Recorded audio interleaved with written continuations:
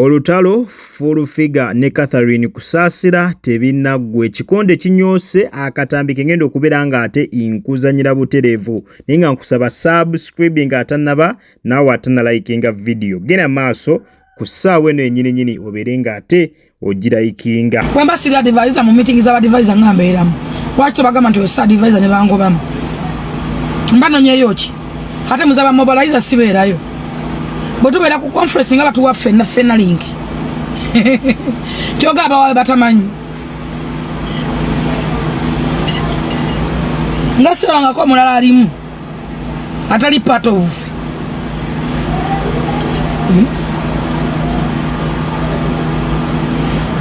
kyannaku nnyo wadde oyagala kakasa mbutosemba nakyo nze bwe tebindya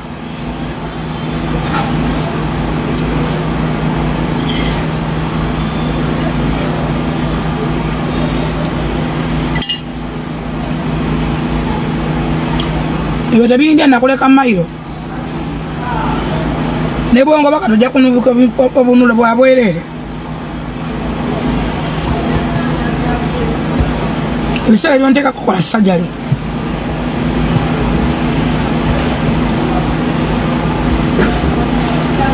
mu minaddu wa mingi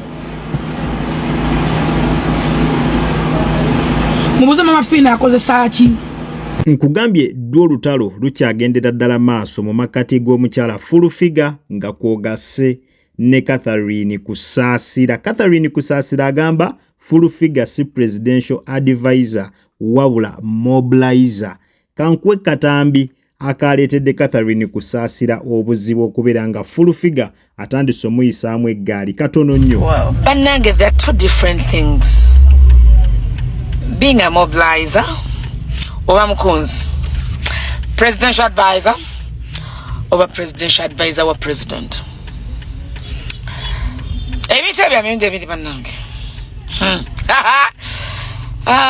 Zikati bannange nga presidential advisor wa president Museveni omubwati anti ekyo yakimpeera wali ekato mu kiko njabalaga ku kaadi mugirabeko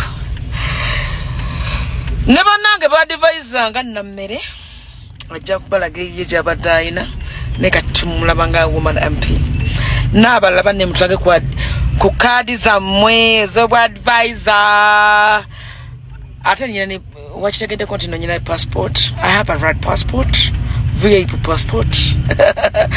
Bannange nayiga wannaza nkyabalumya nnyo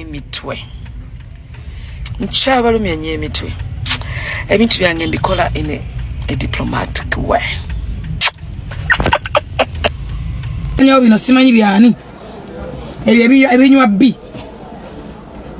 empama bbiri toye bejjude baleeta kimotoka oyo ababasuza balina ennaku oyasobola pama mutoyo omwezi netajjula omwezi ogwo oba ote kimotoka kinywa amazimu toyi omuntu alina omukono nga gulinga akayumba kwa mobile money omutwe gwokka bwe omuntu oyinza okugamba kyana kya train bannange okwefa muganda agamba nti obulungi kwefaako yo baani akyogera naye obulungi kwefaako abantu mwefeeko omuntu olina omutwe gulinga ekyana kya train apama empama ezi toyina ejjo ne bayita ekimotoka ekinywa amazimu kaba kakadde mwegereza nnyo ebyo bikunemme binonya bakufiirako de byafa dda ennaku ebirime nebitusa ku nsonda y'ensi binonya bakufa nabo nze amuteringiyo onumbota nonkwatako mbonkuba gwani ankuba gwani ankuba nze nakangubi nze mwana wa Museveni muganda wa Natasha nze muganda wa Muwozi message mwaziwulidde nazibawaddeko ne muziwulira amanyi olabe wegali nsanga mudegeti sekololo katukulinde bana wabona obayo obutereevu dwo olutalo mu makati g'omukyala Full-Figure ne Catherine Kusaasira lukyagendera ddala mu maaso. Bano ababiri bali mu lutalo lwa kubeera ng'ate Mwanatu beekakasa. Kinajjukirwa nti gye buvuddeko awo emabega Full-Figure waliwoko okusikaŋŋana omuguwa ne bodyguard wa Catherine Kusaasira eyo gwe bayo mukulu gwe bayita Lili, era gye byakomekereza nga empi bazeeyisizaamu. Era kigambibwa nti bodyguard yasabula Full-Figure bubi nnyo nga bw'okiwulira, obutambi mwabulaba kubanga bwa trendinga nnyo. Bwe bamala okusabula Full-Figure nga bwe mumanyi tanyigirwa mu ttooke, era waayita mbale Full-Figure ono n'amuggalira n'amuteeka emabega w'emitayimbwa. Era bodyguard ono yasulayo ennaku 2 n'ambirira. Yasulayo ennaku 2 n'ambirira. Catherine Kusaasira mu mbeera eyo n'agezaako okubeera nga anoonya Full-Figure ensonga bazituulemu babeere ng'ate Mwanatu bazigonjoola.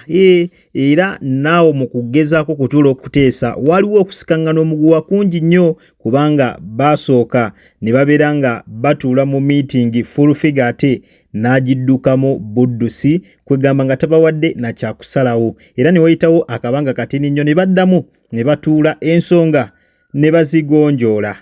Era okukakkana nga bodyguard ono yeetondedde Full-Figure, era buli omu n'asonyiwa munne. Bodyguard bw'atyo n'abeera nga ateebwa. Kakati okuva bodyguard lwe yateebwa wano nno waliwo okubeera nga basikaŋŋana omuguwa Full-Figure ne Catherine Kusaasira. Nsonga ki?